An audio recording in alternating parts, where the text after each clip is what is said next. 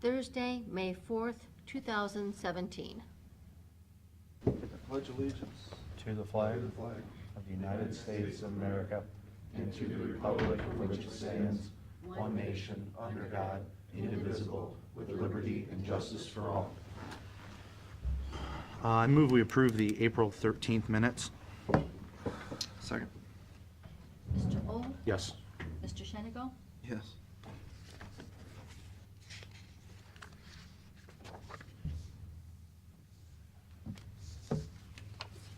Okay, Pete. Don't have a whole lot to talk about other than just to let you know that we're, starting up with the budget again. Get ready for 2018. First piece of that is, by law, we have to do a tax budget. And I'll talk with Ed. He's, part of that is the format that it takes. You have basically two choices, which is either the statutory method, as I'll call it, which basically says you got to put together data on the previous 2 years, the current year, and what you're expecting for 18, for 4 years worth of data. We haven't followed that for an awful long time. There's another section of the code that lets you do an alternative method that the Budget Commission has to approve. We asked the Budget Commission to go back to a method we did years ago, which was just showing the revenues for the next year. Didn't like that. He wants to do what we have been doing, which is showing the revenues and expenses by line item for the next budget year for 2018. So that's the format we're going to follow. And we always send out some, essentially some questionnaires. And again, the big one is the general fund, as one of our memos state that, how we look at other funds a lot has to do with how we look at the general fund. Even though, say, like sewer and water have their own funding sources, we still take a look at them compared to what we're telling everybody in the general fund. So the big issue is with the general fund is obviously, there's a state budget issue looming large out there that really affects us, which is that loss of sales tax money because they're going to exempt these Medicare or Medicaid managed care organizations.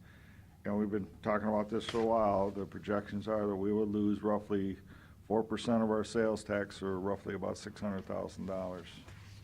In 18. In 18. It could impact us in 17, even though the governor's proposal was that he would make everybody whole for the last quarter in 17, but then he's got a whole different thing in 8 going forward, and we'd be one of the counties that we would not get any money back whatsoever. We'd be out totally. So the first question is there that we're putting out to everybody in the general fund is, how would you handle a 3 to 5% budget reduction from their current budget? That's a good question to ask. Yeah, that's a good question. That's based on, what we're looking at, maybe health insurance may go up, and then you couple that with the money we're gonna lose here, plus the fact that we think that our revenues are gonna be kind of stagnant based on what the local economy is. We've had some major employers fall off the map. It's just not a real bright outlook there, so we're being pretty conservative and doing a rough calculation. That's kind of the number we came up with, of roughly a 3 to 5% possible cut. Just so you know, that's what's going out there. And then we talked about the letter. Yeah, and this morning earlier in the week I got a call from Wood County about again talking to our state legislators, particularly Randy Gardner, and I just got a couple of form letters from Wood and Ottawa counties that basically asking for his support and leadership in dealing with that item, along with the other items on CCAO's priority list, which again is funding indigent defense at the 50% level, and funding for replacement of voting equipment. So we're putting putting a letter together for us to sign as well. And the last two things went through the House budget, but the Medicaid or Medicare managed care organization is not in the House budget, correct? Yeah, and I've just been getting stuff back and forth about the elections, that all they're putting out there is $1 million for people that have already spent money. And that $1 million is gonna go. And that's Like for that, new yeah. election equipment. Yeah, but it's for people that bought stuff going back to 2014. Good thing we didn't buy this stuff. Yeah, and like I said, that $1 million won't go very far. I don't think so. Yeah, when I voted the other day, I asked the woman there if they've been having any trouble with the machines in her experience. And she said, no, they work great. Mhm. I said, did you hear anything about changing them? She says, yeah, don't do that. These work fine. Well, I think they always have some spares, but some of it breaks down every once in a while. But not all of it. I think most of it is still Pretty reliable. pretty reliable. Yeah, sometimes you change the technology and you might get more problems than Yeah. what you Well, thought. and that's the problem is that the technology changes, so when that equipment gets 10 or 12 years old, and we find this in other stuff across, our operations, it's obsolete, you can't find parts when you want to fix it. So that certainly is an issue. Did you get the letter from Ottawa County? In Yes. the email? Yeah, we got one, Just, a few minutes ago? yeah, Should we run that through today? yes, Do we need to should. approve it? Yeah, I've got Aaron working on Okay. putting it I together. didn't see this. Ottawa, no, I haven't either. Ottawa County, Mark Stahl called this morning, and they have a letter that they'd like, a draft, that, to talk about this Medicaid thing that Yeah. we're opposed to it. And then he's also trying to put together, Wood County, all of Senator Garner's districts. Yeah, To sign a joint letter. Oh, I've got Wood County's version and I've got Ottawa County's version. Okay. Wood County's got something in there that's different. They've got a local program there about, what is it? Medicaid non-emergency medical transportation. So I can't say that we have that same thing in place. So we're not gonna put that in our version. Ours is gonna be more like Ottawa County's. Okay. But you wanna run it through today so that we can sign it at the meeting? Sign it and get it out to all the stakeholders that need to see it. But it is directly to Senator Gardner. Okay. Okay. We'll copy Steve on that. Okay. That's all I've got. So can we do the access management meeting ahead? Yes, you can. Do resolutions too. Yes, if you want to do that. There's a resolution. I had a question about one of the resolutions. It says, purpose of entering into an agreement with the Center for Cultural Awareness. What is that? That is a little piece of property we own down the street here. It's called the We Two Club. Okay. It's essentially renting that building out to them Oh, okay. for their programs. They've got Is this something they that, got an after-school programs for quote disadvantaged kids. have we done this before? Or- Yeah, this This is is a actually would be continuance? our second renewal, Okay. if you will. There was a history there. You might wanna bring Matt. Well, what happened was, I guess this nonprofit's been existing a long time, but we had been leasing that out to Perkins Township and letting them deal with that. They said they didn't want to maintain that park any longer, so they gave it back to us. And of course, those folks said they'd be interested in still keeping that going, so. But what I was referring to was the lease, or wasn't there a water leak or Oh, yeah. or the electric bill didn't get paid or something? Electric bill didn't get paid and the water pipes froze. Yeah, and whatever. Whatever happened with that is essentially, it was a billing mistake by Ohio Edison, and Ohio Edison was picking up the tab for all their repairs. At least that's what I've been told by the tenant. Wow. Yeah. Okay, great.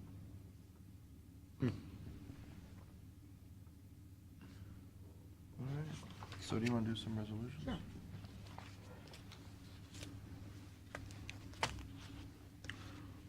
Resolution of the Board of Commissioners for the purpose of declaring certain Erie County equipment surplus and ordering the same to be sold at internet auction.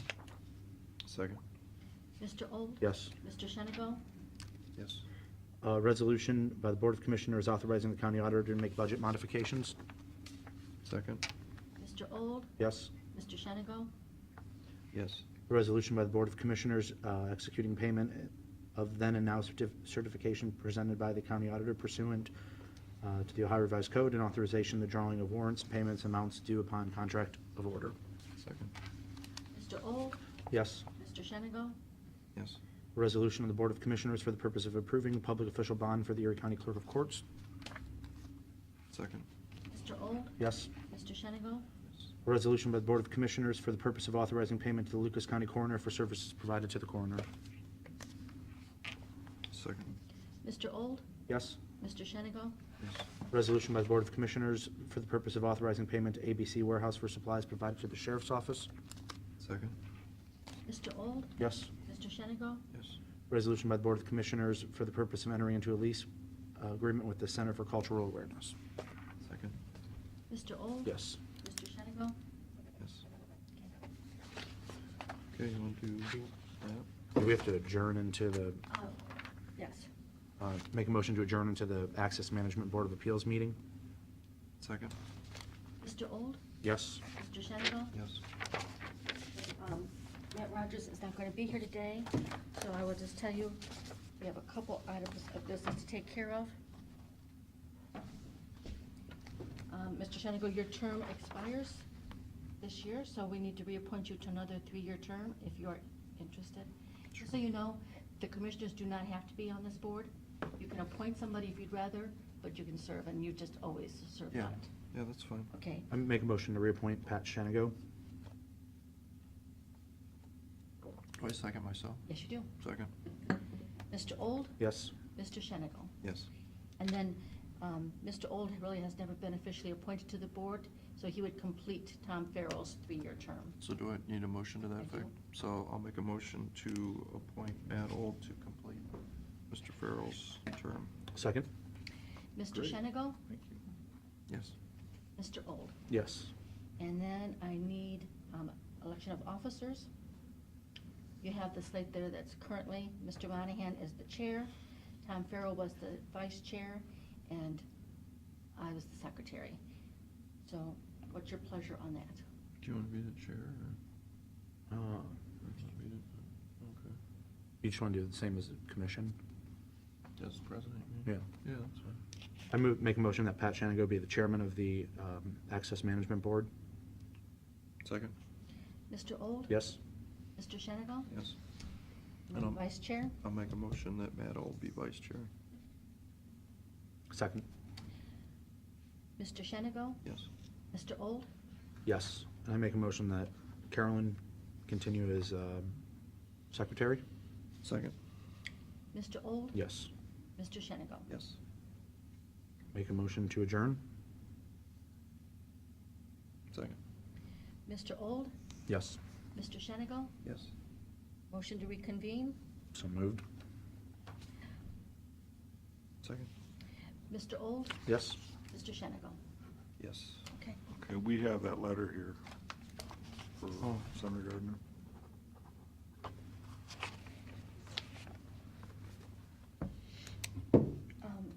Since Amy's here, do you want to go ahead and do her report? Since Barb won't be here till 10 o'clock? Yeah, that's fine. Is that okay with you, Amy? Sure. Okay.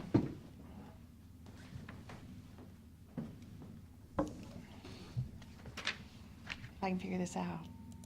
Oh, there I am. Are you ready? 1 second. I don't know how to make it a big Oh. one. Okay. How do you make it just that? There is a trick, but I don't know what it is. I don't, something you have to, I don't know how to make it big. there's a way to get rid of all this, but I don't know what Yeah, it is. I don't know. Yeah, I always get messed up. I don't do PowerPoint, so. Yeah, Hi, guys. I Okay with have, it? not very often. Fit slide to current window. Yeah, it's not doing it. Okay. Hi, Hello. how are you? It's great. Time for my semi-annual report. Fire away. In 2017, just to give you a summary of some of the things that we did in the natural resources area, we do a deer count every year at Edison Woods to check for overpopulation of deer. We did find another overpopulation, so we did allow hunting in December. We conducted some prescribed burns. We burned over 150 acres, but that wasn't anywhere near our goal, but it was a wet spring last spring also. We monitored for active eagle nests on park properties, and we do have one on the Steinen area. When that happens, we need to mark off that the trails are closed within 500 feet of that trail until June the 1st. Plans for this summer, we planted Lakeside Daisy at the Castelia Quarry. That is an endangered plant that is only found near Kelly's Island. We have partnered with ODNR to have 3 more sites, and those sites are going very well. Seed banks are now collecting seeds from our Lakeside Daisy areas to try to perpetuate that species. We put out pollinator patches for butterflies and bees. There is now a bumblebee on the endangered species list, which when bees get on endangered species list, that's not good. The rust-spotted bumblebee is now on the endangered species list. The monarchs are going down due to the Amazon development. But we put pollinator patches out to help try to attract both of those. We have another threatened plant on Wakefield Beach, and it is the inland sea rocket. That beach gets pounded with storms, and the sand has encroached on it, and we hope to have the sea rocket show itself again this year. And then we do offer youth hunting at the Steinen Wildlife Area. That was held again this last year. In 2017, the Enchanted Cottage was refurbished. We've redone the chimney, the roof, and the electric. In the Frost Center, we put in new flooring.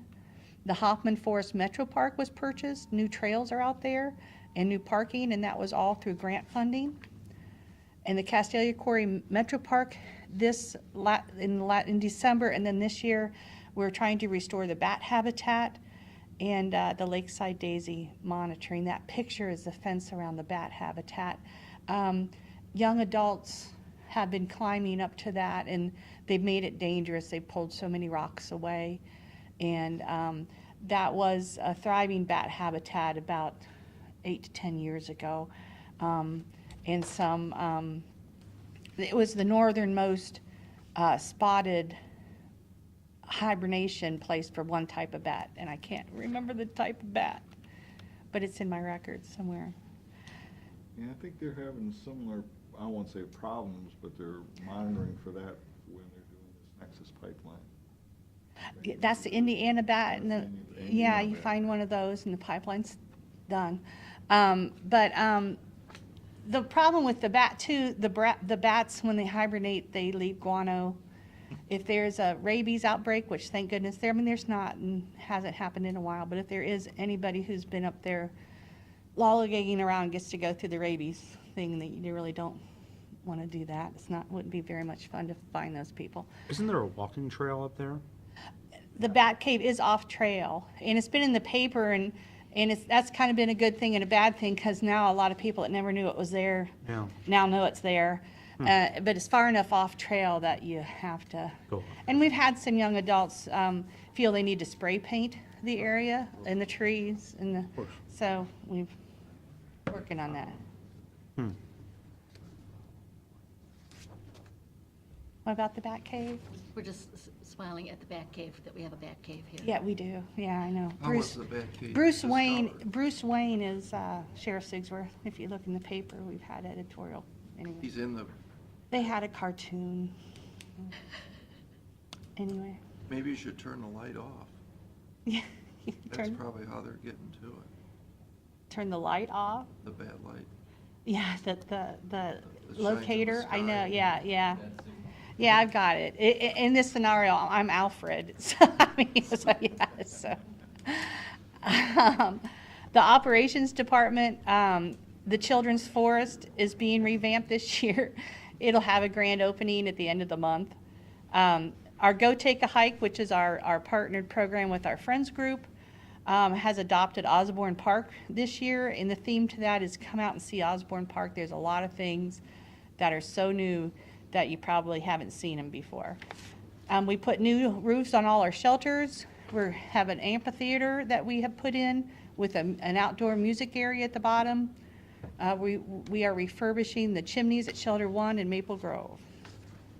Wakefield Metro Park, we have a wall there that from 36 in 1916. Escor, the engineers, but the water is washing away, eroding under, and we have some very deep holes. We're going to have to dig those out and refill. Then at Edison Woods Metro Parks, we will be evaluating the soil erosion and adjust our trails and culverts because that is a equestrian park. Programs in 2017 executed 157 programs for 5,331 people. We just hosted another Earth Day extravaganza. We had 2 soccer tournaments last year. We will not be hosting those this year. And we have a lacrosse tournament last year. We will be hosting the lacrosse tournament. We get visited by all different types of organizations, Big Brothers, Big Sisters, Boys, Girls Clubs, care facilities, a lot of schools. Plans for the summer and fall, Nature Camp.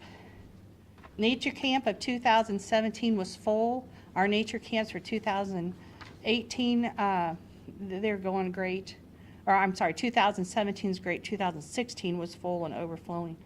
The Get Fit Club, the Pilates, Zumba, yoga, and more. We're concentrating on health and wellness, history, and natural resources in our programming department. The Walk It Out program used to be the Walk with a Doc program. We're having teacher workshops, and we also have an Erie Metro Parks local grant program. We offer $25,000 to township parks, city parks, and those awards last year went to like Oxford, Groton,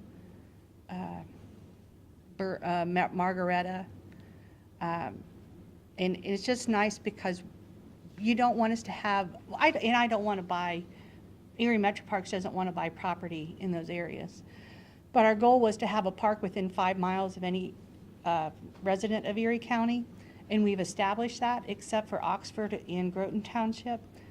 But we do want to support you because you pay taxes to us to help you along with your recreation. So we give $25,000 back out.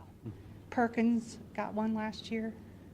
So it's a neat program. And that's it. I don't know why only half a picture is there. Good half. There's really a picture with people there. Imagine that. Walking. Anybody have any questions or anything? We're moving right along. We've done No. a lot of different things already in 2017. Our season has begun. We are booked pretty much through October already. Every weekend, something, even through the days.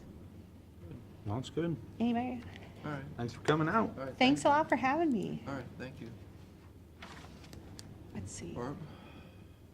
I can just take that out, can't I? That might be why I only have half the thing. Go from bats to dogs.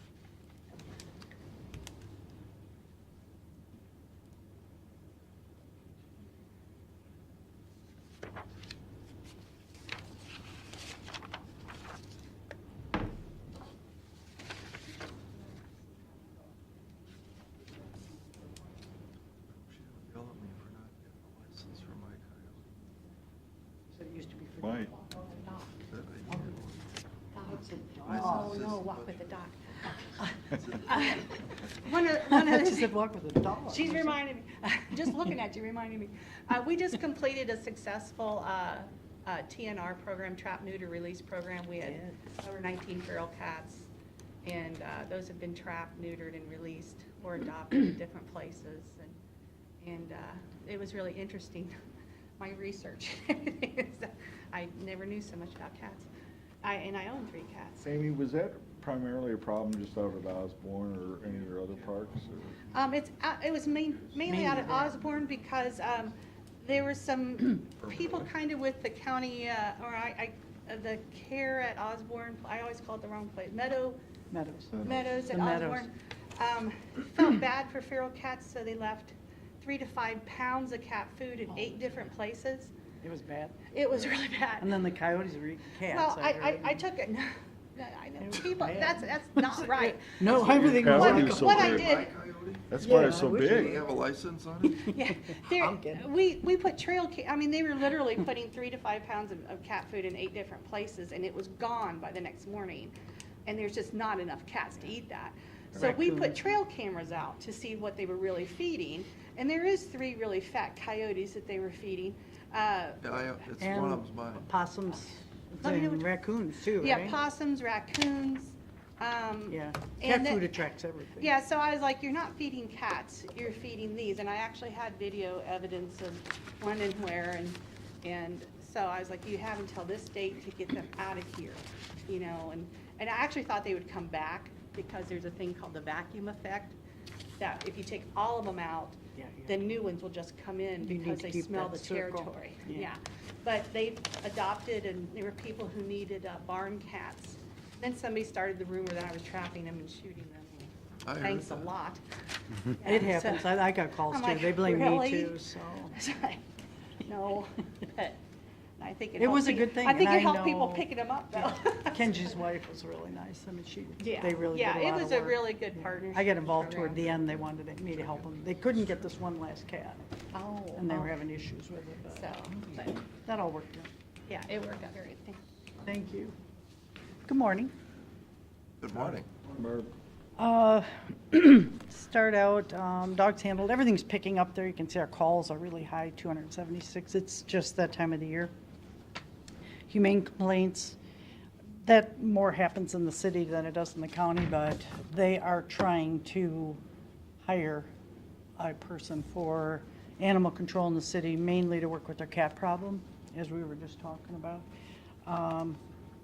We do a lot of things with the dogs and stuff in the city because the police, I don't know, they have enough to do on their plate. I used to contract with them years ago for the humane officer, but the law states that if we come upon a situation that we feel that's inhumane, that we're allowed to check on it. So we kind of use that back door to help people in the city area, because they do buy dog tags and stuff, and we feel that this way at least we can give back a little bit, you know. And the police, we always call them first, tell them what we're doing and going to, you know, because we had a humane problem or something there. Humane Committee 6-7 tag sales, we're down about 1,000 tags, which is not uncommon for this time of the year. When does that pick up? What do you mean it's not uncommon for this time of the year? Well, our dog's license sale is from December 1st to January 31st. Mhm. And then we gave that week extension. Yeah. That's when all our money comes in. Then we send a renewal letter out, which we did. We sent, it's down farther on my 2,100 letters out of renewals. So all day long, we're getting phone calls of why they didn't buy their tag or where they can go buy it. Yeah. So we're sending them out in groups, you know, so that people, I mean, we're not, you just can't answer the phone enough back at my place right now. Like I said, it's just one of those where people have forgotten, or they've been in the hospital, or they've been visiting out of state, or I could just write a whole book on their excuses for not buying their tag. So this 1,000 is quickly gonna diminish, hopefully soon. Well, I mean, you pick up tags and, I mean, for your next year in December. Right, but that's added here though. Oh, that's part of your 17's numbers? Yes. Okay. Yeah, the money, I mean, I collect 17 money and 16. But the tags itself are earmarked 17, so I know from December through there, yeah. Right. Yeah, the 1,000 isn't unusual that we're down, but we've got from now on, people buy tags all year round and all my agents sell. We drop like 2 or 3 agents that only want to sell them because they don't want to deal with the people that they have to charge the penalty to. And I try to explain to people that $20 penalty stays with the dogs. It doesn't go to any other departments or anything. It stays for the dogs. So they feel better about that after they chewed me out on the phone for a while. But we explained to them, but it's not my fault they didn't buy it. And they have 60 days, and you guys were kind enough to give them a whole extra week. So I really, What's the penalty? it doubles. It goes from 20 to 40. So right now, we're picking up quite a bit of revenue from the Yeah. penalty tag, so that helps my fund. Not that I'm out to do that. You never have to pay the penalty if you just buy them on time. Right. Yeah. And with 26 agents and online and mail outs, and I have places that we're open 7 days a week, there really isn't a reason that you can't get it. Yeah. So, and we've actually gone to some older people's homes to bring them their tags because they were afraid if we mailed it, they'd never get it, and they didn't want to send their check, or didn't have a checking, they wanted to pay cash. So we do everything we can to push our tag sales. Hopefully by my next quarterly report, that number will be cut in half at least. I do still do the radio monthly Sandusky Register, and every time I do that, I mention about the tags. The only thing we're looking to do different, and I haven't done it in probably 10 years, is actually run a door-to-door dog license check. What happens is we find as you see where the leaf pickup zones are in the city, we'll put it out to the newspaper that Zone 1 is where we're going to be at. And all we really need to do is go to some places in that area that we have trouble with, but the word gets out in the paper and everything that we're out checking. That whole area will start picking up in tag sales, and then we'll go to the next zone and the next one. And we have to do Vermilion this year. We've got quite a few mobile home parks and stuff that we've had complaints. So we're going to try to do it. It just takes one of my deputies or 2 of my deputies out of the office. So, you know, I'm looking at it to see how other counties, I know Wood County just enforced that this year. They hadn't done it in 5 or 6 years, and they picked up quite a bit of revenue from that. We're just right now trying to decide whether to cite them on the spot because they've had all this time, or just give them a form that they fill out and they have to come in by the end of the week to buy their tag. It's kind of what you guys kind of feel, that I'm kind of feeling you guys out, whether you feel that there would be a problem with a lot of phone calls here because getting tickets on the spot, but police do it every day. I mean, we do it when they come in to get their dogs and don't have a tag, they get a license, they get a ticket, so, you know, it's just one of those. You hate to, I think if you're starting out, you might want to start out soft, you know, and give them some time, but if it yeah. doesn't And we pick did up, that then- with the renewal letter. They had till such and such time. Now we have that whole 1,000 that still hasn't answered or called in or whatever. So it's like, what do you do with them? You can't give them another chance, you know? You know, So that's where we looked at maybe going down our list that we'd already given them 2 chances and going to those neighborhoods and actually giving them a ticket. But we've had issues in the past with the court system about not charging a fine. It's a $25 fine. I make some money there, but most of the time I have to say it's being suspended. So people are paying a $70 court cost, turning around and then having to pay me $40. So our deal was for the last 5 years, 6 years, we've been allowing people just come in and buy their tag. If you come in, and we did that soft approach. Yeah. But as you can see, my revenue's down, my tags are down. I guess we have to get a little hard on some of the, you know, if the word gets out that we're giving tickets, maybe that'll. well, I was excite- thinking if they had a week to come in, you know, Prior would to be, that, that would be yeah, fine. yeah, You know, if yeah. you, hey, show up at my door, Lucy doesn't have her dog tag, which she does, you know, you got a I week know. to come in and do this, otherwise, Yeah. you know, you're So, gonna I'm get still cited, working you're out- gonna go to court. and- Yeah, I'm still calling some other counties, because I like to see what everybody does and what kind of, the administrators pretty much tell me whether they're getting any flack from. But we've done it before and never really had a problem, because they know they were wrong. But, Yeah. you know, it's still a lot of work, because then I gotta send somebody to court, and then that takes up time, so. I'm gonna look at a few things, but I'll probably be back or talk to Pete about it a little bit, and he can. Do you, can I get a license online and Yep. pay with a credit card? Yeah, that's my first on my activities. It says online tags were 964 as of today. last year was just 830 for the whole year. So you can buy them online. It costs extra because you have to, for the postage and the actual mailing. The company does it for me for free, as long as they can charge their $2. Yeah. So I put it out there. Why pay a company to do credit card stuff? Yeah. So you can buy it online. All those 830 come in, we have to turn around, fill it out, and mail them their tag back. That's why I like the agents, because we don't have any of that. It's done. We just collect the money at the end of a couple weeks.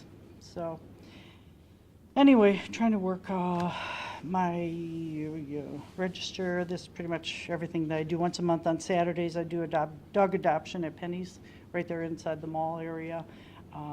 And also there, I sell tags if needed, for people to come in.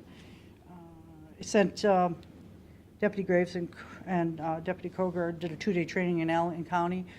It's something that the police now, by 2018, have to take the Zapata training about dog handling. So I sent our Northwest Association, which I'm the secretary of, put up this training. We flew this guy in from Texas. He's well known all over. I've already talked to, or Ziggy actually came over to see me and said we should put one on here, because I really wanted the police departments and some of the sheriff's guys to go, because they handle dogs at night too. And I thought it'd be a really good thing for them. And he said, Barb, why don't we just have one here? And I'm going, we already have this guy coming in. Our association's paying for it. All you guys have to do is pay $55 for 2 days. And I couldn't get anybody from around here. I even called Chief Orzak, so. Anyway, maybe we'll work on something to have that around here to help out with the police. Received the spay-neuter grant for $2,000, and that, somebody has their animal adopted from us, they turn around and get it fixed, bring us a paid receipt, we make them a vendor, and we send them $50. So it's kind of our policy that you have to have your dog spay or neutered. We just, instead of us doing all the running and doing all the work, we kind of do it backwards. Received the almost $11,000 in grants for cementing in the play yard. That's good. Yes, yes, I was so happy. We got one, and then I didn't hear from anybody else, and then I got the other one. I was like, it's the first time I've ever done that or went that route, but I guess that's the way to go. That's a good somebody else route. Yeah, that's what I thought. They thought it was worthwhile. Venice Kids School, they're coming out 2 times a month. That's great. The little kids that play with the dogs and stuff, they have disabilities, and it's just so great to see the kids be able to interact with dogs. And because I built that room in between our office and that, it's called our garage area, but we keep that up so that, we can have tours and kids come in and people handle dogs in there. Detention kids still come out. They come out and help. They do about anything. They wash cars. Between Matt and I, we get them to wash vehicles. And they walk our dogs. It's pretty much an every day thing. Or when they come out, it's everybody sometime or other comes out when it quits raining to walk dogs, but they're pretty much scheduled every week to do it. Are they paid? Pardon? Are they paid? Are they paid by me? No. No. This is, there's a certain group of I kids that are allowed. I didn't mean detention, I was looking at Ability Works. Are Oh, those adults paid? not by me, no. They come out and walk dogs and they do things out there. There's only like 3 of them. They come once a month and they handle the dogs and. Just because I know something else, is there a way that we could hire Ability Works folks, even at I don't know how that program works. Yeah, They I have a don't either. supervisor come with them? Yeah, supervisor comes, yeah. Is There- that something we could, is there work over there for them to do? It's limited what they can do without somebody having to be, because they're not, They you would know, have someone with they them, have some disabilities, yeah. supervisor. Yeah. Cleaning kennels, Yeah. walking dogs, some, They do walk, but like you said, it's on a limited basis with them. Why don't I have her, the Call me. director over there, call you and sort of. I signed up for that, what was it, the TDH program? They ask every year, and I told them what I could use, and they don't send anybody. That's where they're. The TDH people, yeah. Maybe you could get somebody like that to help man the office while your people go out and do that door-to-door. Door, yeah, yeah. Well, we used to Stuff like take that. the extra kids, like from TDA or anybody that helped out. We hired the kids, or the kids go out with my deputy. As long as they were 18, we hired 18, or got 18 and years older. They got paid to go door to door, but my deputy was with them. Yeah. One went this side of the street, the other, and that's when, like, when Jackie and Greg were working for us. Uh-huh. Yeah, I mean, we actually had kids to go door to door, but a deputy has to go with them and take them, so. Things have changed a little bit out in the public, so it's kind of a little bit hard to do it. Met with the city manager and Chief Orrs, I put that wrong, met with city manager, Chief Orrs, about, and the housing department about the animal control in the city. That's where they're coming up with trying to have somebody take care of the animal control in the city. They did it for 50 years. I don't know why they can't have somebody again. But they still will bring all their animals to my place, whether or not they hire somebody other than the cats. I don't know what they're planning on doing with that. Attended the Capital Area Humane Society Seminar and PetSmarts grants. You need to scroll up, Barbie. Oh, I'm sorry. Pay attention, I'm reading. Okay, I'm sorry. PetSmart used to be against any dog pound that put dogs to sleep, and now they do not discriminate because they realize that even the places that are no-kill still put dogs to sleep. The no-kill word is dogs that aren't placeable. You know, the dogs that are up for adoption, they don't get euthanized. Yes, neither do we, but they call themselves no-kill because, but if they're sick or injured and they can't fix them, or if they're mean, they put their dogs to sleep too. So there's kind of a little bit of just the wording they use there, and nobody understands the word. Talking about the cruelty thing, we came upon a dead dog, or actually a couple dead dogs and some puppies in the city. We were checking on the animals because people said this guy hasn't been coming and going, and they called several times to the city, and the city did their check, but they didn't really look in there. And there was a broken window my people could see in there, and there was a live puppy there and the dead dogs. So they called back to the office, and I advised them. I said, just call the city police. We got to get a search warrant to go in. So they went, got the search warrant, and we found another dead dog in the backyard. So my people handled all the dogs. We took the puppy, which is still at the vet's office. We told them who the owner was. They located him and charged him with, I believe, a 5th-degree felony. Now it's under Goddard's law. I don't know if you heard all about the Goddard. So this will be one of the first cases that we'll have here. I can't charge a felony. It has to go through the prosecutor, and they have to do it. But since the city is really the city humane officer, they took care of that end of it. But I'm sure my people end up having to testify. We tried to get a necropsy, which is like a necropsy is take care of the body, like an autopsy. Thank you. I lost the word. But my vet could not do it. The animal was so badly deteriorated, so we called Columbus. We were going to have to run the dog down there, but they said that they're not going to do it either if it's that bad. So we took pictures, did all our things, so that case is coming up. At the bottom of that, I put my revenue for tags, which should have been up farther, but I just didn't get that information until today. I asked for it yesterday, but they were busy.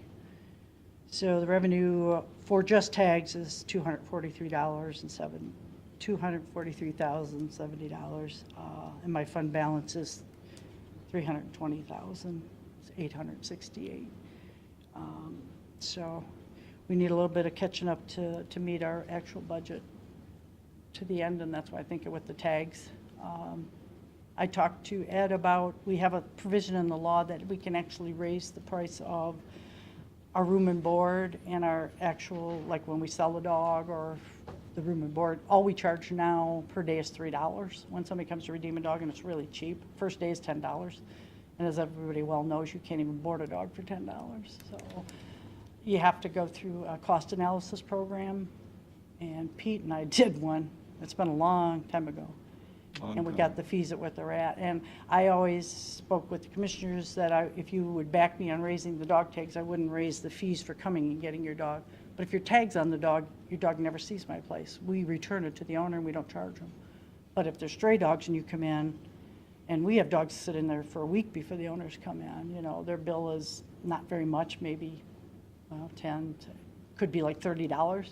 I mean, wouldn't you board your dog at my place for $30? They know we won't put it down because we've notified them, and the law says once I'm notified, they got 5 more days. So, you know, my worry is that they're just not going to come in after their dog, but then after that point in time, we can place the dog, but we're going to look at that. It's not going to be a lot, but Should be something. every couple $1,000s helps me. Sure. So, that's about it, unless you have any questions, I think. No. I'm 3 minutes, 4 minutes over, I'm sorry. All right. Coming up. Oh, and I did get an award, I don't know if it's tonight at the Excellence in Leadership Award. It's at the Yacht Club, I'll get that tonight. Oh, nice. I heard that. Congratulations. Thank you. I didn't put it out, I think, did I email you? Or Carolyn knew about Forward it? that out to everybody too. Did you forward it? Okay. But that's tonight, so, all right, thank you. Thanks.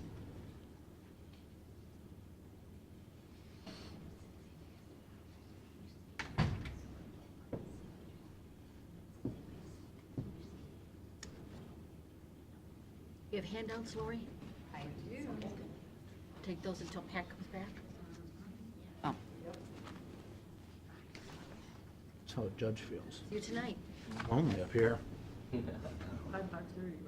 I think social hour starts at 5. Social half hour or something. You from missed here the on there. the tail Yeah. end of the cat discussion. So I'll see you then. I know, down in HR. Sounds like that's pretty well taken care of. It is, we do have signs up. Quite a race to get signs up.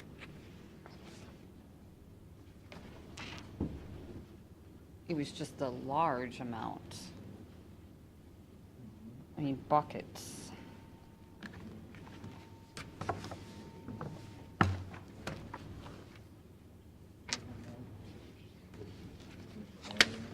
Oh, yep. Matt, you're looking ahead. Not supposed to? I see the good stuff, it's in the back. Well, of course I put the good stuff at the Yeah, back. I want to see what you're asking for. I figured that was. Yeah, that would be the very last line. I figured. Had to save the best for last. Oh.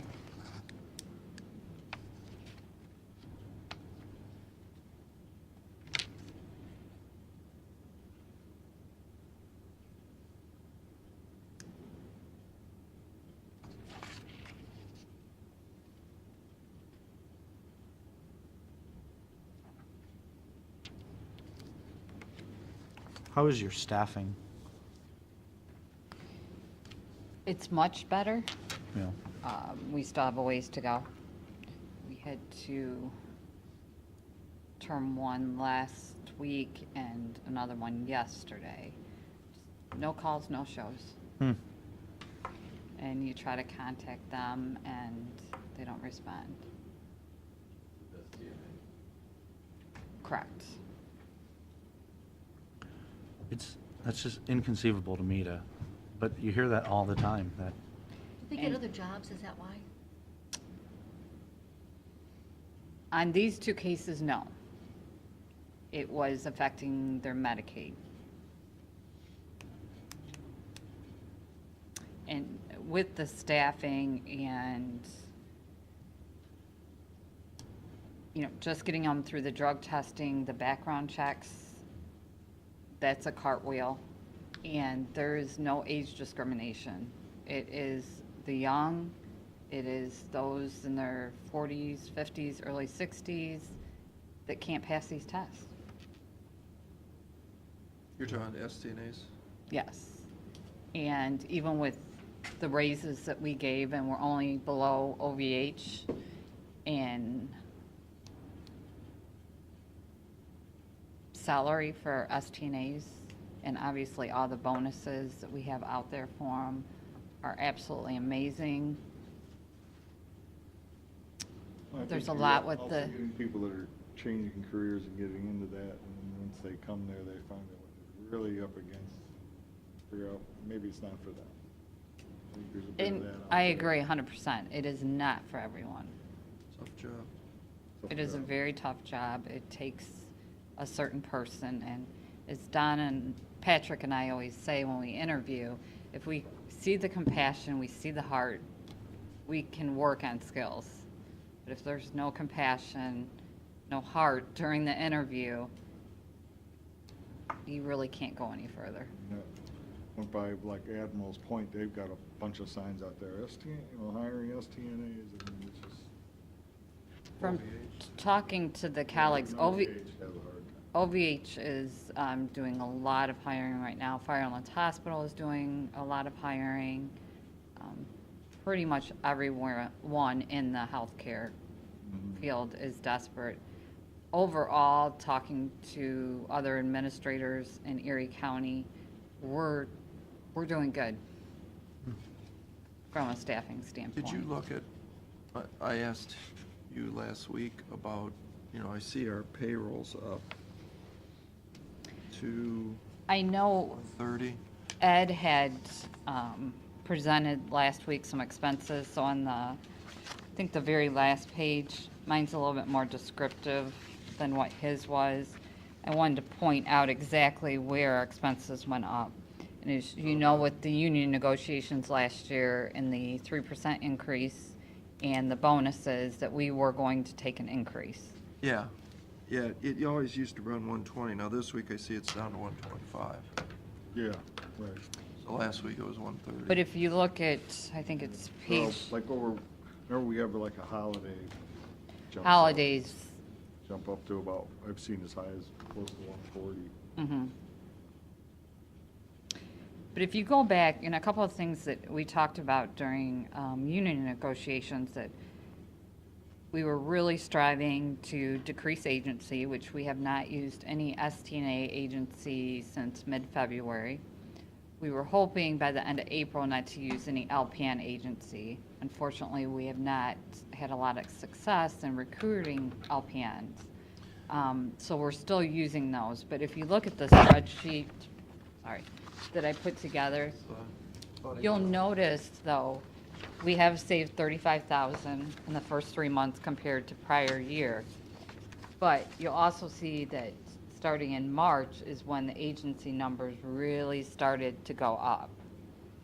The first quarter, it wasn't quite as bad. So the goal is obviously to really see that impact Coming up. in the remainder of the year. And that's what we promised, and that was our goal. How many STNAs do you have on staff today? It depends per shift. I mean, you I'm want talking total. first, second, and third. Yeah. Well, you don't have to be exact, but is it 10 or is it 30? It's closer to first shift 12, and then you have extras with restorative. First shift, we can keep staffed. Third shift, we do pretty good. Second shift, where we put those extra bonuses in and shift differentials, still tends to be a tough shift. And a lot of it, we have single moms. It's hard on second shift to get childcare. But we are getting, So you got 30 people, say, total? STNAs. In all shifts? Probably not that many, 20. No, we run first and second pretty close. So 12 And then, I'm sorry, 12 and 12 is 24, yeah, and then night shift, we go down to about 9. so 30 people. So 30 times, That's just your full-times, that's not your scheduled part-times, your PRNs or anything like that. Correct. And the PRNs, we have really cut back on. If they don't sign up within a 3-month period, they get a letter. And I know you guys have seen probably quite a few, a rash come through that you had to sign off on that were PRN, but they had never signed up for a shift for over a year. Now, the hospital and other nursing homes can put protocols on it. We're unable to do that. Because if we put protocols on a PRN position, then it's considered a part-time condition. And I've talked to Nancy about that in detail several times. So what we decided is, if they're not working, over a 3-month period, they never pick up a shift, then they go off our PRN list. Because we did, was towards the end of last year or early this year, we did a big whole list of all these people that had been on PRN and hadn't come. I mean, I'll be honest with you, I think a lot of that has to do is they really don't want to work, but to make a soft exit, but I'll do PRN, but they really don't want to. Right. Yeah. So this gives us kind of an out. We send a letter to them letting them know that we're terminating their employment and kind of get them off the books. Well, I think, Lori, what I was getting at was that with what you were paid agency cost, is it $18 an hour? For STNA, Yeah. minimum, depending on the shift, depending on weekday versus That weekend. includes all the benefits. Correct. See, I think we don't shout about that enough. The benefits with OVH or Erie County so far outweigh the private nursing homes. And I think it gets down to, you still need the cash to buy bread and milk. And, the retirement is a long way away. And I've had those discussions even during the interview process, and the younger generation, they don't grasp it, because in our last classified ad, we had, how many holidays the county offers, all of our bonus systems, excellent health care benefits, but they don't even look at that. Well, they need cash. Right. And you guys were generous enough to give 3% over the next 3 years after a 6-year hiatus with no raises. And I think that's what we needed to get it rolling and to really be able to decrease. If you look at March, we spent 18,000. I know maybe 10,000 in April. So we're going to start seeing the effects, but I wanted to kind of give you the spreadsheet to see that it did go up as the year went along. So you haven't seen it yet, but we're still working on it. So, bottom line is, you think you're sufficiently staffed in STNAs to see these savings as it progresses through the year? As long as we can stay where we're at right now and continue to bring in STNAs. So we're spending a little bit more in classified ads to really try to recruit some good STNAs from other facilities, which we've been successful at. And so we're going in the right direction, absolutely. Did you say we're not equal to OVH? OVH starts their STNAs at around $15 an hour. And they go to what? I'm not sure what their longevity pay is, like 18. And is there shift differentials too? I think they have very minimal, maybe a quarter. If you remember when we met with OVH, She said the same thing, yeah. she's having the same issues, and the health insurance isn't, they either want to work or they don't. I don't know how people pay their bills, but that's for them to worry about. So, and we start at what? What's our new rate?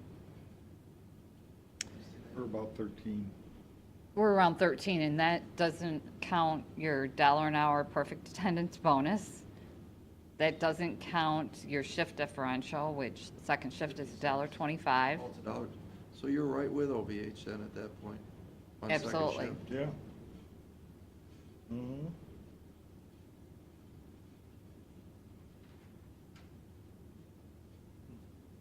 Good. Unfortunately, it's society.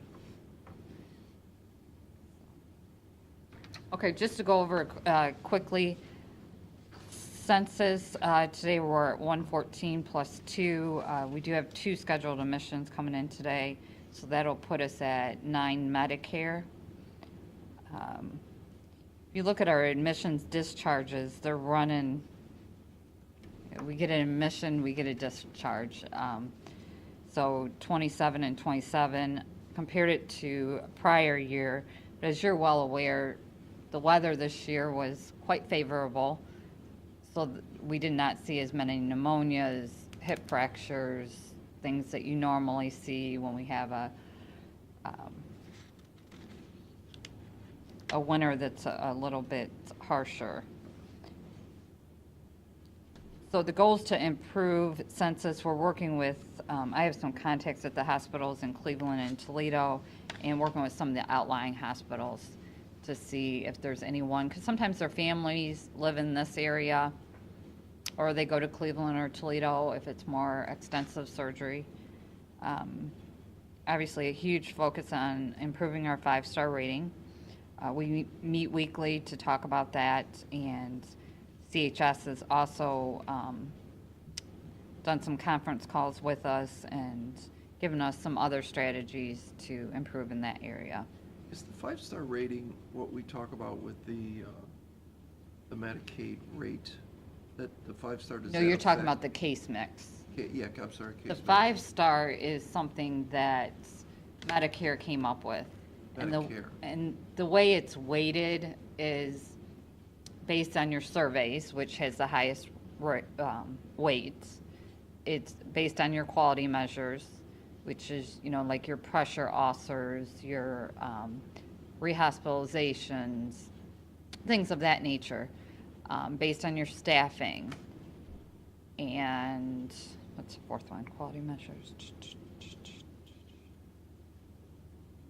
Actually, I think those are the only ones they're based on right now. But your survey, they look back 3 years. Now, our annual surveys have been wonderful. The surveys that have hit us hard point-wise, and it all goes on a point basis, is the complaint surveys. And every complaint that is called into the state, they have to send someone out. If Pete says I walked past his mom's room and punched her, they have to come investigate it, even if I wasn't in the building. And then while they're in there, they can look at anything that's going on within the facility. So the complaint surveys is really what has hurt us. And it's hurt us in several areas that we don't need to go into right now, but you guys are aware of. So that's Medicare. Medicare does the 5-star rating. Medicaid does, I think you're referring to the case mix, right. where that kind of judges our acuity, where it's important for our STNAs to be documenting everything that they're doing with a resident. The Didn't LPNs, write it down, it never happened. correct. So are we, and we bought the pads to write it down, how is our case mix reimbursement rate? Have we seen it rise? It continues to increase. During our weekly meetings, we focus on that. Anyone that's up for a quarterly review, the whole interdisciplinary team meets, and we discuss areas that, okay, we may not be documenting, so we need to get some documentation to prove that we are providing this care. And our case mix has went up dramatically. Right for the first quarter, we were at a 2.66. Oh, that's really good. We've been in like the 1.9 range 1.9, for a yeah. long Correct. time. So what's great. the highest you could get from 1.9 to 2.6? What would be the best you could do? I know from CHS facilities, they have one building that is just cranking it, and they're at a 3 point. 3.0? Yes, but you need to watch it when you get that high, because then you're starting to look at audits. Now, they run almost a full Medicare building, so the acuity level is higher, and they're You able, said they run a full Medicare building? it's pretty much 100% Medicare. Well, that's, yeah. Okay. So it's not comparing Yeah, apples to well, apples, but right. for our facility to go to that, that would put red flags up to Ohio, and then they would come in and start auditing some of our I could see that. processes. So So you what- need to stay kind of, Where I'm getting at is we had a discussion last week about the value of the nursing home. What's the value to the taxpayer? And in order for the value based on a capitalization rate to increase, Pete and I, we've talked about the case mix score has to be through the roof to get those kind of numbers. Because, you know, if our competitors in the marketplace pay a license tax, bed license, in our case, $550,000, they would have to pay real estate tax, in our case, $150,000 to $200,000 a year.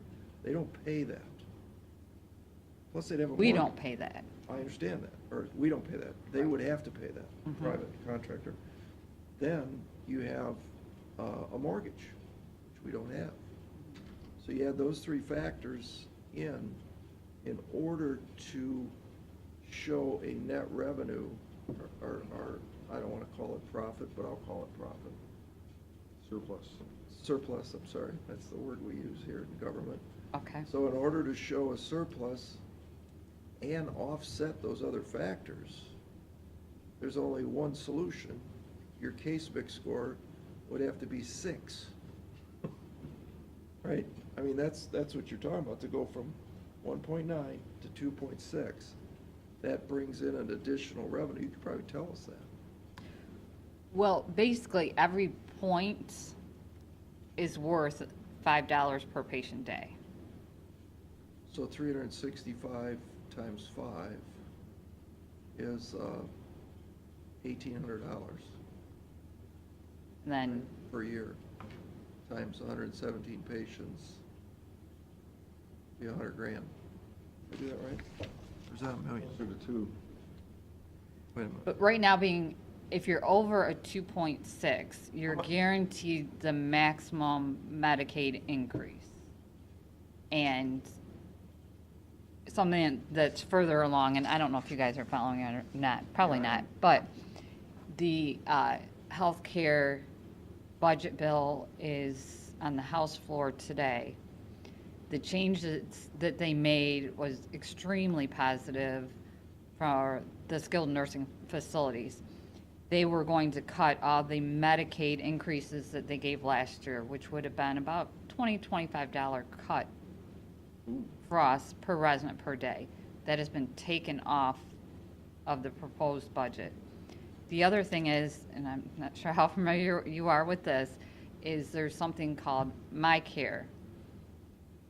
MyCare is in about half of Ohio right now. And they specifically chose counties, and we got lucky by not being chosen. Ottawa County's in it, Lorraine County's in it. So our neighboring counties are in it. Is that the rural in the city, probably? I'm not sure exactly how they did it because Ottawa County's in it. Ottawa's a city, Because they border Toledo. Oh, that's right, because they We don't- border we don't Toledo. border So, municipality. yeah. That sounds like what in talking to the administrator of Ottawa County, it is a nightmare. So if you have traditional Medicare, you have no option but to go to a Medicare managed care plan. And you only have maybe 3 managed Medicare plans that you can pay for. And so, as you can imagine, because it's an insurance company involved now, there's a delay in payment. And say you need to go to a specialist, a dermatologist. You have to wait to get the pre-authorization.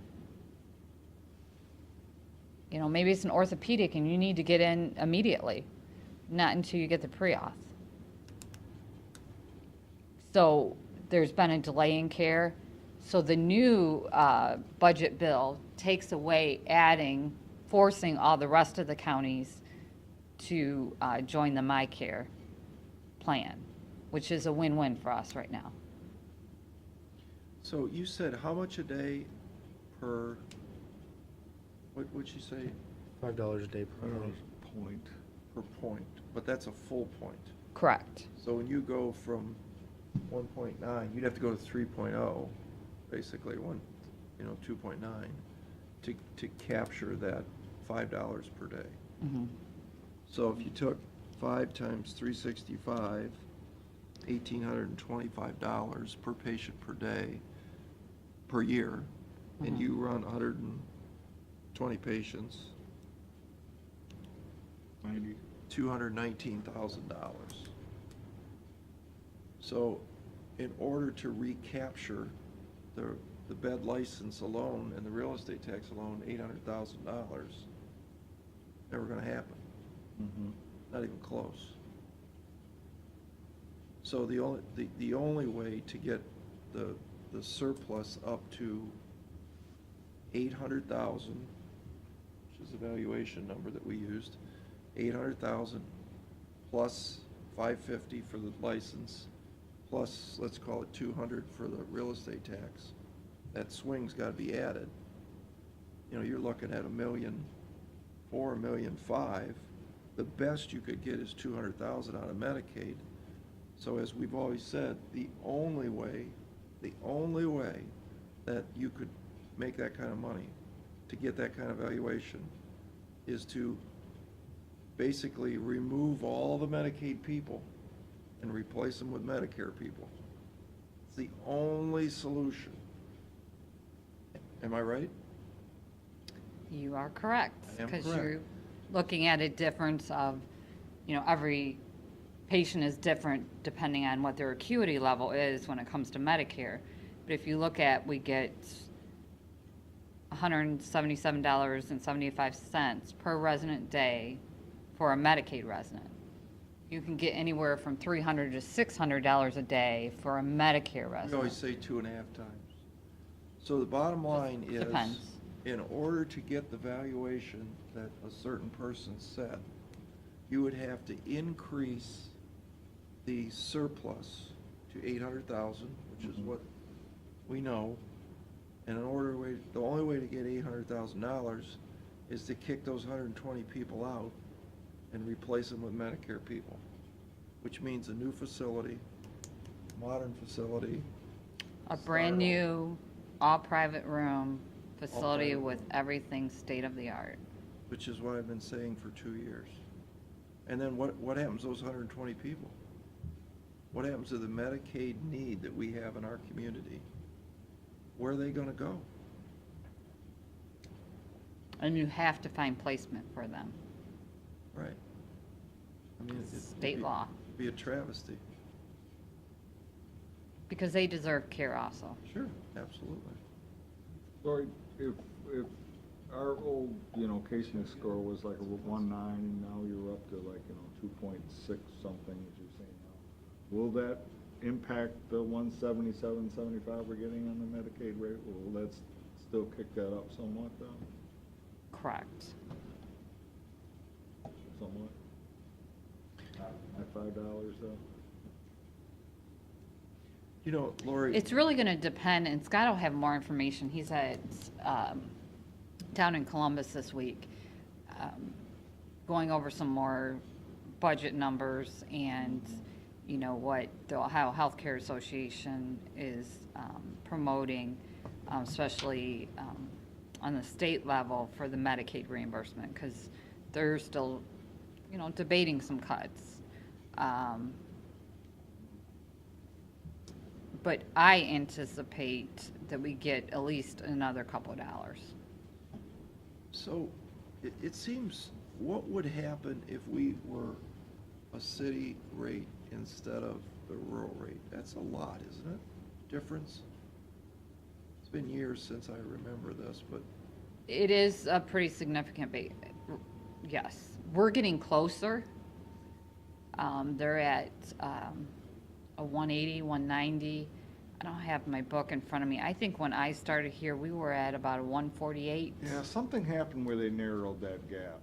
They did narrow the gap about 2 years ago, I believe. Yeah, So we're closer, yeah, we're a lot closer now. but if you consider, it was around 154, I believe, when I started. So now we're up to almost $178 a day. and what would Ottawa County get?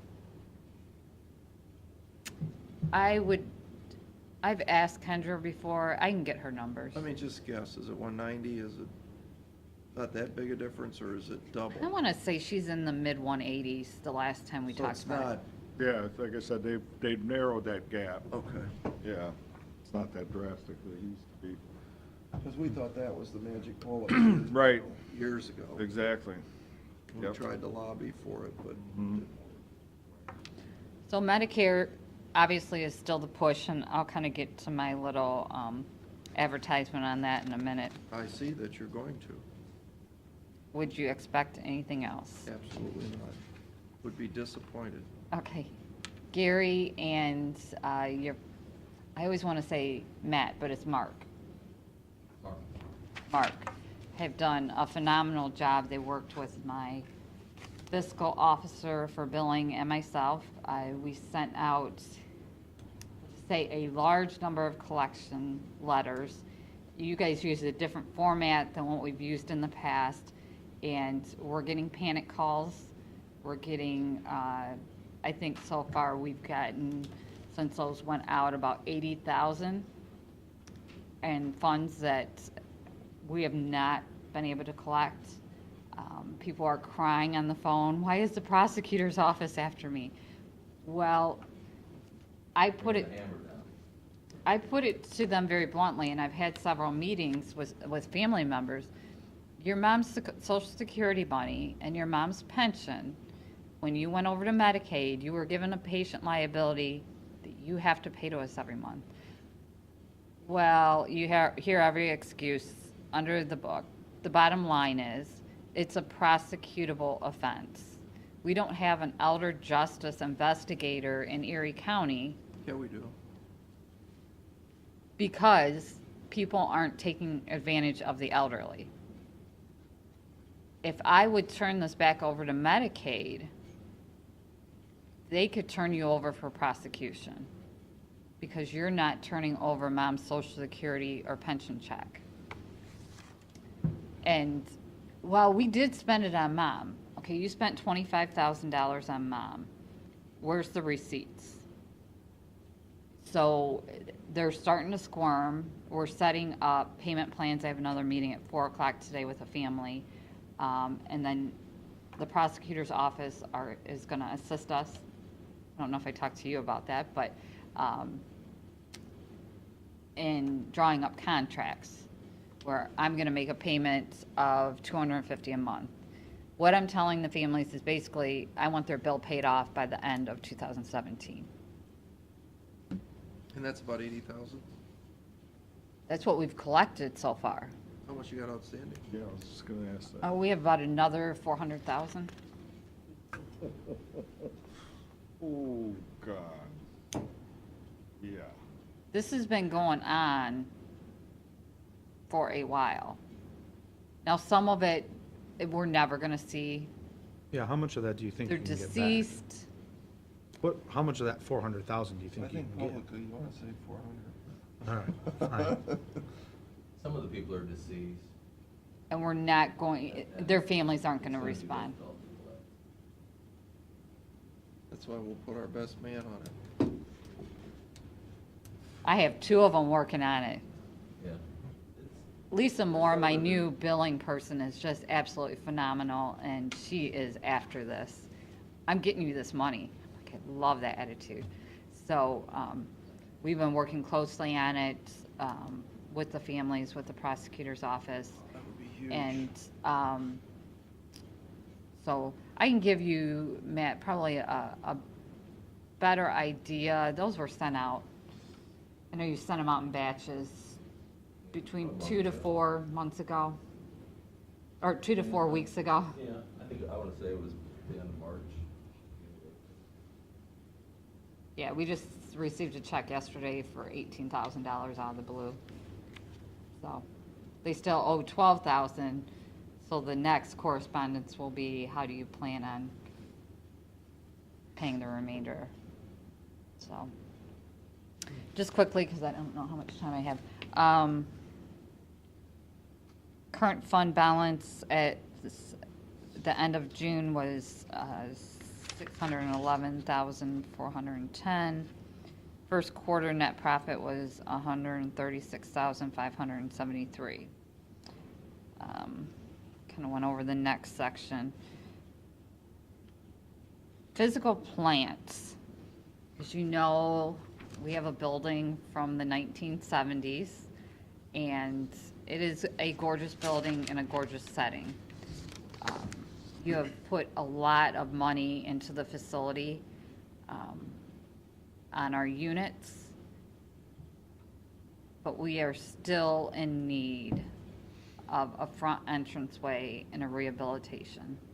I would challenge you to go to every Erie County facility, and there's not going to be one that looks as poor as ours does. They have all stuck a lot of money into the rehabilitation. If you walk into the front of our building, which you all have, you walk into 1970s, and then you get to the dining room with brand new flooring, brand new tablecloths, and you get down to the units, and it's beautiful. But you have to get past that front to get to the rest of it. Wrong with the 1970s. It does have that 1970s look, which some do like. The rest of the stuff under the physical plant, I've informed through the weekly meetings on this, or my weekly reports. We're going to need the second hot water tank, which we've already ordered, approximate cost of $31,000. One of our commercial washers went down. That parts and labor was around $3,000. He felt that we'd get about another 2 years out of that washer if we keep our fingers crossed, because the replacement for that would be about $20,000.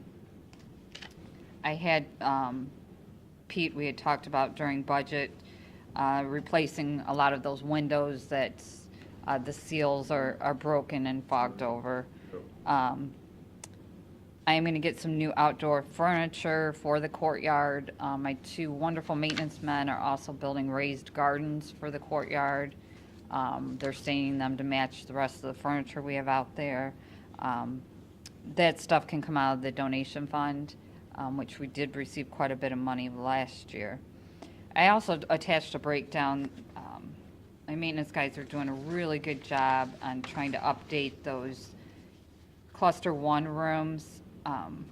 So it's right around, $400, $410, depending on how much work needs to be done in the room. But, just All right, so, Ken, these numbers are obviously our costs. Is that with, are you assuming the maintenance guys would paint the walls, for instance? Or are you gonna have a contractor come in? for Unit 1, Unit 1, yeah. because I'm obviously, my last is commissioners. Your what? Commissioners, would you please consider investing into the facility for our residents and our community? I'm talking about the front. Yeah, We can do what we're doing on, I like to call it Unit 1 instead of Cluster 1 for some reasons. But what we're doing on Unit 1 is if we can move a resident or 2 residents into another room for a few days, we're deep cleaning the room, we're patching the walls, we're repainting, redoing the base, we're getting some really nice blinds. internally? Correct. We can do that internally, and we're doing about 2 to 3 rooms probably a month. And you can take that out of your operating? Correct. Great. So I don't want that portion to even be thought about if you would please consider investing in the other section. My guys can do that part, and I can take it out little by little. So, we agree with you 100%. There's some revisions that we've talked about that are being looked at right now. And I know Pete is meeting with, you didn't have a meeting yet. No, Monday. Yeah, Pete's got a meeting coming up to talk with Scott Springer about some things. So I think, enough said. We get it, we hear you, we agree with you. It's just a matter now of how that happens. What I would strongly suggest is that, cleanliness, windows washed, weeds pulled, mulch done. I don't know, did we remulch this year? Yes, we have a contract with Corsos. Corsos, They yeah. come out every Thursday, weather depending. I mean, Lori, I understand 100%, I understand what it takes to attract a consumer or customer in there, and you're right, the front door is not good. So we understand that. It's how do we effectively spend the money to do that?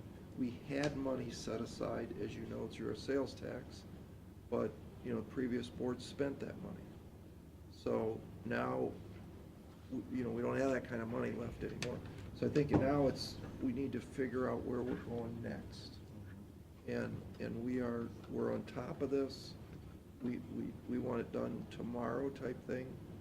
And, within the next couple of weeks, we should have a direction where we're going. Well, I truly appreciate that. Yeah, I don't need the yeah. Taj Mahal to attract people.